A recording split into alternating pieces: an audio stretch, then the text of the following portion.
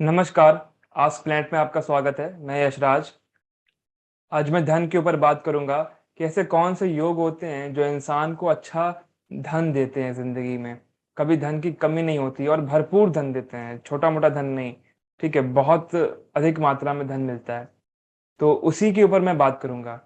और ये वीडियो जो है ये 2 भाग में आएगा क्योंकि ज़्यादा लंबा ना हो वीडियो, इसलिए मैं इसे 2 भाग में लेकर आऊँगा। तो पहला भाग ये आप देख रहे हो। इसको शुरू करने से पहले कुछ चीज़ें आपको जाननी ज़रूरी हैं कि जो दूसरा भाव होता है वो धन संचय का भाव होता है, ठीक है? कि आप कितना धन जमा कर रहे हो। 11वां भाव होता है जो वो धन लाभ का भाव होता है, ठीक है? अगर आपका 11वां भाव बहुत बली है तो धन लाभ होगा, लेकिन धन संचय जो है वो दूसरे भाव से देखा जाता है। तो वो होना ज़रूरी है धन लाभ और अच्छे धन के लिए ज़िंदगी में। उसके लिए मैं कुछ बेसिक टेक्निक्स दूँगा जिससे आप देख सकें। उसके बाद मैं इंदु लगन के कॉन्सेप्ट को एक्सप्लेन करूँगा कि इंदु लगन से कैसे देखें कि धन कितना होगा, क्योंकि इंदु लगन बहुत ज़रूरी होता है, ठीक है? तो इंदु का अर्थ होता है चंद्रमा या फिर आप कहिए अमृत, ठीक है? और इंदु लगन की जो गणना होती है वो चंद्रमा के ही आधार पर होती है, जो कि आप कहीं भी इंटरनेट से पढ़ सकते हो। लेकिन जो मैं बताऊँगा कि इंदु लगन से धन कैसे देखना चाहिए, अब देखिए बात ये है कि धन जो होते हैं वो 8 प्रकार के होते हैं, अष्टलक्ष्मी होती है, ठीक है? और वो सारे धन होते हैं और इंदु लगन वो सब कुछ दिखाता है। लेकिन आज के कलयुगी समाज में जो पैसा होता है, मनी, वही उसी को लोग अधिकतर धन मानते हैं। और धन का कारक जो है वो बृहस्पति है और शुक्र है। ये दोनों धन के कारक हैं। सिर्फ बृहस्पति धन का कारक नहीं है। नाड़ी में शुक्र को भी धन का कारक बताया गया है। ठीक है, ये बहुत इंपॉर्टेंट पॉइंट है। देखिए ये जो पहला पॉइंट है ये बहुत ही बेसिक पॉइंट है, ठीक है? ये ज़रूरी नहीं है कि ये एकदम से बता ही दे कि आपके पास कितना धन होगा। ये ब लेकिन ये इतना ज़रूर बताता है कि कितना धन जमा करने की क्षमता है। टेक्नीक ये है कि कितने ग्रह फ़ेवरेबल होरा में बैठे हुए हैं। जो ग्रह दूसरे होरा में होते हैं, वो ग्रह जो हैं, वो धन संचय कराते हैं और जो ग्रह पहले होरा में होते हैं, वो धन संचय में बाधा या फिर हार्ड वर्क देते हैं, मतलब हार्डशिप देते हैं, संघर्ष देते हैं, ठीक है? तो जो शुभ ग्रह होंगे, जो धन देने वाले ग्रह होंगे कुंडली में, वो ग्रह दूसरे होरा में अच्छे मात्रा में धन संचय करवाएँगे और जो ग्रह फंक्शनल मैलेफिक होंगे, पापी होंगे और जो धन संचय करने में बाधा डालते होंगे, अगर वो ग्रह पहले होरा में होंगे, तो वो ज़्यादा अच्छा रहेगा, ठीक है? क्योंकि दूसरे होरा में जब ग्रह हैं, तो वो धन संचय अच्छा देते हैं और जो पहले होरा के ग्रह होते हैं, वो हार्डशिप देते हैं, संघर्ष देते हैं। तो एक तरफ से रेजिस्टेंस बहुत ज़रूरी है लाइफ में आगे बढ़ने के लिए, क्योंकि अगर आप देखें चक्का भी एक रेजिस्टेंस पे ही चलता है, ठीक है? तो वो रेजिस्टेंस बहुत ज़रूरी है लाइफ में। तो इसलिए ये बैलेंस होना चाहिए कि जो ग्रह हार्डशिप देने वाले हैं, ठीक है? वो ग्रह पहले होरा में हो और जो ग्रह धन देने वाले हैं, वो ग्रह दूसरे होरा में हो। अब धन देने वाले कौन से ग्रह होते हैं? जो दूसरे का मालिक होगा वो 11वें घर का मालिक, 5वें घर का मालिक और 9वें घर का मालिक, ये जो 4 ग्रह हैं, ये अगर दूसरे होरा में होते हैं, तो ये अच्छा धन देते हैं। कभी-कभी लगन भी जो है, वो भी लगन भी मेहनत करेगा। अगर लगन भी दूसरे होरा में है, तो वो भी आसानी से धन संचय करवाता है, ईज़िली कराता है, अच्छे मात्रा में करवाता है। और साथ ही साथ जो मेलेफिक्स होंगे, जो बाधा क्रिएट करते हैं, ठीक है? वो ग्रह जो हैं जनरली अगर पहले होरा में हैं, तो वो धन संचय जो है उसमें एक रेजिस्टेंस देंगे, उसमें उसके लिए हार्ड वर्क देंगे, ठीक है? तो वो नेगेटिव पॉजिटिव एंड पॉजिटिव तो पॉजिटिव होगा ही, ठीक है? वो वाली थ्योरी है यहाँ पर। अब पहला होरा क्या होता है, दूसरा होरा क्या होता है, ये समझ लीजिए बहुत क्लियरली, क्योंकि ये डिफरेंस है जो मैं बता रहा हूँ। इसमें जो ग्रह 15 से 30 डिग्री होंगे, ठीक है? जिस भी राशि में अगर ग्रह 15 से 30 डिग्री के बीच में बैठा है, तो वो दूसरे होरा में होगा और अगर कोई ग्रह किसी भी राशि में 0 से लेकर 14.59 डिग्री तक बैठा है, तो वो ग्रह जो है वो पहले होरा में होगा। अभी जो मैंने पहला पॉइंट बताया है, इसे मैं प्रैक्टिकली दिखा दूं ताकि आपको अच्छे समझ में आ जाए, ठीक है? तो आइए एग्जांपल्स को देखते हैं। देखिए, ये पहली कुंडली है, ठीक है? ये मेस्सी की कुंडली है, जो कि एक बहुत ही विश्व प्रसिद्ध फुटबॉलर हैं, इनकी कुंडली में क्या है, पहले तो बेसिक चीज है कि ये फुटबॉलर हैं, खिलाड़ी हैं, तो धन संचय इनका खेल कूद करके होता है। ठीक है, पसीना बहाकर होता है, ऑफिस में बैठे बैठे तो होता नहीं है, और वो भी बहुत बड़े मात्रा में होता है। ठीक है, तो आप देख सकते हो कि तीसरा घर कितना मजबूत है। 11th जो लॉर्ड लाभ का जो मालिक है वो 6th पी में बैठा है, छठे घर में बैठा है, तो धन संचय जो है वो हार्डवर्क से है। ठीक है, ये तो एक बेसिक चीज है। लेकिन हमें देखना क्या है कि दूसरे का, पांचवे का, नौवे का और 11वें का मालिक दूसरे होरा में है कि नहीं है। तो देखते हैं पहले। तो दूसरे का मालिक है शनि, और वो बैठा है 23 डिग्री 3 मिनट का, तो ये दूसरे होरा में हो गया, पहला ग्रह। ठीक है, अब देखते हैं पांचवे का मालिक है शुक्र, जो कि बैठा हुआ है दूसरे होरा में, ये भी आसानी से धन संचय करवा रहा है। ठीक है, तीसरे का मालिक अब उसके बाद में देखेंगे हम लोग नवे का मालिक है बुध, जो कि बैठा हुआ है 22 डिग्री का, तो ये अगेन फिर से धन संचय के लिए एक पॉजिटिव पॉइंट है। अब 11वें के देखेंगे, 11वें का मालिक है मंगल, ये भी दूसरे में बैठा है। तो अब देखो कि जितने भी ग्रह धन देने वाले हैं, ये सारे के सारे धन संचय कराने के लिए आतुर हैं। ठीक है, अब हम देखेंगे जहां से धन खर्च होता है, ठीक है, उनका मालिक, धन खर्च होता है 12वें भाव से, इसका मालिक पहले होरा में है, तो ये संघर्ष दे रहा है खर्च करने के लिए। ये बेसिक थ्योरी है, बहुत बेसिक मैं बता रहा हूं कि दूसरे होरा वाले ग्रह अपने कार्य को आसानी से करवा देंगे, और जो पहले होरा वाले ग्रह हैं वो अपने कार्य में थोड़ी सी अड़चन डालते हैं, बाधा डालते हैं। ठीक है, तो अब धन खर्च होने में बाधा आ गई, बेसिक सी चीज है, और रेजिस्टेंस आ गया लाइफ में। ठीक है, अब उसके बाद में 8वें का मालिक देखते हैं। 8वें का मालिक पहले होरा में है, ये फिर से प्रॉब्लम कर रहा है ना, तो ये बिल्कुल क्लियर है।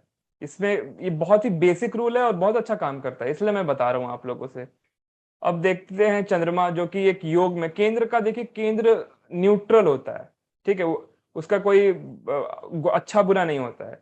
तो यहाँ पर आप देखिए कि ये जो केंद्र का मालिक है चंद्रमा, ये योग में बैठा है, पंचमेश के साथ राजयोग बनाया हुआ है, और ये भी दूसरे होरा में है, तो उस धन योग में ये सपोर्ट कर रहा है। ठीक है, तो यहाँ पर अधिकतर ग्रह जो हैं, या फिर कहें कि सारे ग्रह जो हैं, वो धन देने के लिए बैठे हुए हैं। एक तो जो धन देने वाले ग्रह हैं वो धन दे रहे हैं, और जिन जो धन खर्च कराने वाले ग्रह हैं वो खर्च होने नहीं दे रहे हैं, जो कि पहले होरा में जाकर के बैठे हुए हैं। ठीक है, उसमें रेजिस्टेंस आ रहा है, तो ये बहुत अच्छा काम करता है ये प्रिंसिपल। इसमें राहु केतु को नहीं लेना है, क्योंकि राहु केतु किसी भी ग्रह, किसी भी साइन को रूल नहीं करते हैं, वो को रूल करते हैं, और क्लासिक्स में लिखा नहीं हुआ है कि इन्हें लेना है कि नहीं लेना है। इन्हें हम नहीं ले रहे हैं क्योंकि ये छाया ग्रह हैं। अब ये कुंडली जो है, ये बहुत बड़े बिजनेसमैन की कुंडली है, ये बर्नार्ड अर्नल्ड की कुंडली है, और इनकी कुंडली में देखेंगे कि धन संचय कराने वाले कितने ग्रह हैं और धन व्यय कराने वाले कैसे बैठे हुए हैं। ठीक है, यहाँ पर दूसरे भाव का स्वामी देखेंगे, जो कि धन संचय कराता है। ये दूसरे भाव का जो स्वामी है, ये यहाँ पर है बुध, ये बैठा हुआ धन दे रहा है क्योंकि दूसरे होरा में है। नौवे भाव का जो मालिक है वो है मंगल, जो कि धन दे रहा है, तो दो ग्रह हो गए जो कि धन दे रहे हैं। लग्नेश जो है वो खुद धन दे रहा है। ठीक है, वो भी पहले होरा में, दूसरे होरा में ही बैठा हुआ है। ठीक है, अब यहाँ पर जो तीसरे और 10वें का मालिक शुक्र है, वो पहले होरा में बैठा है, तो वो धन रेस्ट्रिक्ट कर रहा है, हार्डशिप दे रहा है, हार्डवर्क दे रहा है। ठीक है, तो ये भी अच्छा पॉइंट है यहाँ पर। अब देखिए कि यहाँ पर जो शनि बैठे हैं, जो कि छठे के मालिक हैं, ठीक है, ये भी पहले होरा में बैठे हुए हैं, तो ये भी उस रेजिस्टेंस को मेंटेन कर रहे हैं। वो आसानी से चीजों को खराब नहीं कर रहे हैं, उनको रेजिस्टेंस हो रही है। यहाँ पर एक चीज है कि यहाँ पर जो पांचवे के जो मालिक हैं, वो बृहस्पति है, और वो पहले होरा में है, और ये बृहस्पति नीच का बैठा हुआ है छठे घर में। ठीक है, तो अगर आप ये कह सकते हैं कि ये पहले होरा में बृहस्पति बैठे हुए हैं और ये रेस्ट्रिक्शन दे रहे हैं धन संचय में, तो एक तरह से ये अच्छा भी हो सकता है, क्योंकि ये नीच के बृहस्पति हैं, तो वो बुरा फल देते, अपने फल को अच्छे से स्मूथली देते, वो नहीं दे रहे हैं। ठीक है, तो ये चीज पॉइंट में रखनी बहुत जरूरी है कि क्या ग्रह अपने फल को इजिली दे रहा है। जो ग्रह दूसरे होरा में होता है, वो ग्रह अपने फल को इजिली देता है। ठीक है, अगर वो धन दे रहा है तो इजिली देगा, अगर वो धन रेस्ट्रिक्ट कर रहा है तो इजिली करेगा। जो ग्रह धन व्यय कराने वाला है, वो अगर पहले होरा में बैठा है तो वो व्यय कराने में रेस्ट्रिक्शन देगा। ठीक है, तो ये चीज है यहाँ पर। तो ये, अब यहाँ पर देखिए चंद्रमा जो है वो 12th लॉर्ड है, वो राहु के साथ में बैठा है, और वो 9th हाउस में बैठा है। तो ये एक धन देने वाले भाव में चंद्रमा बैठा है, दूसरे होरा में बैठा है। तो इनकी दूसरा 12वां भाव इन्वेस्टमेंट का भी होता है। तो यहाँ पर ये जो है, ये धन इजिली से इन्वेस्ट भी करा रहा है और कभी कभी गलतियां भी कराता है, लेकिन अधिकतर ग्रह जो हैं वो पॉजिटिव फैक्टर में है, यानी कि दूसरे का मालिक, नवे का मालिक, लगन का मालिक, ठीक है, ये सारे जो धन योग बना रहे हैं ये अच्छे बैठे हुए हैं और ये धन दे रहे हैं। अब हम देखते हैं मुकेश अंबानी की कुंडली में। इनकी कुंडली में क्या है कि शनि जो है वो धन देने वाला ग्रह है, क्योंकि पंचमेश है, वो दूसरे में बैठा है, धन योग बना रहा है और दूसरे भाव को मंगल देख रहा है। तो आप सबको पता है कि इनका पेट्रोकेमिकल का बड़ा अच्छा इनका काम चलता था और चलता है, क्योंकि शनि और मंगल का संबंध 2-8 के एक्सेस पर बनता है और दोनों ही दूसरे होरा में, दोनों ही धन दे रहे हैं, एक द्वितीय से एक पंचमेश है। ठीक है, तो दोनों धन देने वाले ग्रह बन गए। अब यहाँ पर देखिए कि जो छठे का मालिक है जो कि बृहस्पति है, और 11वें का तीसरे का मालिक जो बृहस्पति है वो दूसरे होरा में बैठा हुआ है, लेकिन वो लाभ भाव में बैठा है। ठीक है, तो ये भी धन दे रहा है बट थ्रू हार्डशिप दे रहा है। ठीक है, तो आपको पता होगा कि जब इनके घर में बंटवारा हुआ था तो इनको बहुत कम मिला था, लेकिन उन्होंने वहां से ये उठकर आए हैं मुकेश अंबानी, और इनके अनिल भाई को फेवरेबल चीजें मिली थी बंटवारे में और वो डुबा गए। ठीक है, तो यहाँ पर जो बृहस्पति 11वें में बैठा है, लाभ एक धन देने वाले भाव में बैठा है, छठे का होकर के, उपचय भाव का स्वामी उपचय में जाता है, तो वो अच्छा होता है और यहाँ पर ये अच्छे धन दे रहा है 11वें में बैठ के बृहस्पति। अब देखिए नवे का मालिक जो है वो भी दूसरे होरा में ही बैठा है, तो वो भी धन दे रहा है। ठीक है, जो 11वें भाव का मालिक है वो पहले होरा में बैठा है लग्नेश के साथ, लगन भी पहले होरा में ही है। तो ये दोनों जो हैं ये दोनों हार्डशिप देते हैं धन देने में। तो आप देखिए कि जो लाभ का है वहां पर थोड़ी सी प्रॉब्लम आती है, जो कि बृहस्पति दूसरे होरा में है और सूर्य जो है वो पहले होरा में है। ठीक है, लेकिन सूर्य चूंकि उच्च का है तो वो धन कमाने में थोड़ी हार्डशिप देता है, जो कि इनको हुआ था। ठीक है, लेकिन धन संचय बहुत अच्छा है इनका। तो ये एक मोटा मोटा पॉइंट है जिससे हम इतना अंदाजा लगा सकते हैं कि धन संचय कितना है। मैं उम्मीद करता हूं कि आपको ये बात समझ में आया होगा कि जो ग्रह दूसरे होरा में होते हैं वो कोई भी कारकत्व जो है उसको इजिली कराते हैं, आसानी से देते हैं। ठीक है, और जो पहले होरा में ग्रह होते हैं वो उस कार्य में थोड़ा सा रेस्ट्रिक्शन, थोड़ा सा रेजिस्टेंस लाते हैं। ठीक है, उसके हिसाब से आपको आइडिया लगाना पड़ेगा कि क्या 11वें में दूसरे में बैठे ग्रह जो हम दूसरे होरा में हैं, जो धन देने के लिए बैठे हैं, क्या वो हमें धन दे रहे हैं कि नहीं दे रहे हैं। मुकेश अंबानी की कुंडली में छठे का मालिक 11वें में गया हुआ है, तो उपचय का मालिक अगर उपचय में जाता है, उपचय घर में जाता है, तो वो धन देता है और वो बहुत अच्छा होता है कि अगर आपका उपचय का मालिक उपचय में चला जाए। ठीक है, वो ग्रोथ कराता है उसका, और जो कि वो दूसरे हो रहा है तो उसका अच्छा ग्रोथ करा रहा है। अब हम आते हैं इंदु लगन पर। अब देखते हैं इंदु लगन को कैसे एनालाइज करना है। यहाँ पर इंदु लगन में क्या है कि इंदु लगन आप सब लोग बना सकते हो, जगन्नाथ होरा सॉफ्टवेयर में दिया हुआ है, आप देख सकते हैं वहां पर इंदु लगन कैसे है। आप अपने से भी कैलकुलेट कर सकते हो, कैलकुलेशन मैं कमेंट में डाल दूंगा कि इंदु लगन कैसे कैलकुलेट करना, अगर आप अपने हाथ से कैलकुलेट करना चाहते हो तो इंदु लगन का क्या है कि अगर शुभ ग्रह जो हैं, नैसर्गिक शुभ ग्रह जो हैं, अगर वो इंदु लगन से संबंध बनाते हैं तो वो अच्छा धन देते हैं। ठीक है, इंदु लगन मजबूत होना चाहिए, इंदु लगन का जो लॉर्ड है, इंदु लगन का जो कोई लॉर्ड बनेगा ना वो मजबूत होना चाहिए। जो धनयोग हो वो इंदु लगन से अच्छी बनती हो। ठीक है, तो इंसान धनी होता है। ठीक है, धन योग इंदु लगन से अच्छा होना चाहिए, इंदु लगन का स्वामी मजबूत होना चाहिए, इंदु लगन पर अधिक से अधिक ग्रहों का संबंध होना चाहिए। तो अब आइए इंदु लगन के कुछ उदाहरण देख लेते हैं। ये देखिए, ये मेसी का चार्ट है और इसके चार्ट में इंदु लगन जो है वो कैप्रिकॉर्न है। ठीक है, और शनि जो है वो इसको देख रहा है। ठीक है, तो शनि कैप्रिकॉर्न का मालिक है, मकर राशि का मालिक है, शनि ही इसको देख रहा है, वो भी लाभ भाव से देख रहा है। ठीक है, तो इंदु लगन तो बहुत बली कर दिया धन भाव में जा करके। अब यहां पर देखिए कि ये जो मंगल है, ठीक है, मंगल लाभ भाव का स्वामी है, मंगल यहाँ का स्वामी है, और ये मंगल अपनी 8वीं दृष्टि से इंदु लगन को देख रहा है, जो कि लाभ भाव का स्वामी है। तो आपने देखा कि कैसे शनि देख रहा है और कैसे मंगल देख रहा है।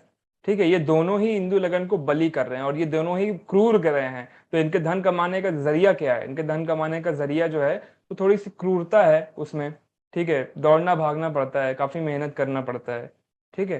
तो इस तरह से ये धन कमाते हैं। अब यहाँ पर शुक्र और चंद्रमा ये दोनों देख रहे हैं शनि को, तो इसमें थोड़ी सौम्यता आ गई, धन की स्थिरता आ गई, ठीक है। ये शुभ ग्रहों का भी संबंध बन गया इंदु लगन से, लग्नेश से, तो ये अच्छी बात है, बहुत अच्छी बात है। अगर हम धन योग देखें इनकी इंदु लगन से, जो कि इनका लगन ही इनका इंदु लगन है, आमतौर पे धन योग बनते कैसे हैं? देखिए, लगन, दूसरा भाव, पांचवा भाव, नवा भाव और 11वां भाव, ये धन देने वाले भाव हैं। अगर इन भावों का संबंध बने तो वो धन देते हैं, ठीक है। अब लगन जो है वो धन देने वाला भाव है, वो चला गया लाभ भाव में, तो वो धन देगा। अब देखिए यहाँ पर पंचम भाव से, पंचमेश से देखा जा रहा है, तो वो फिर से धन देगा, ठीक है।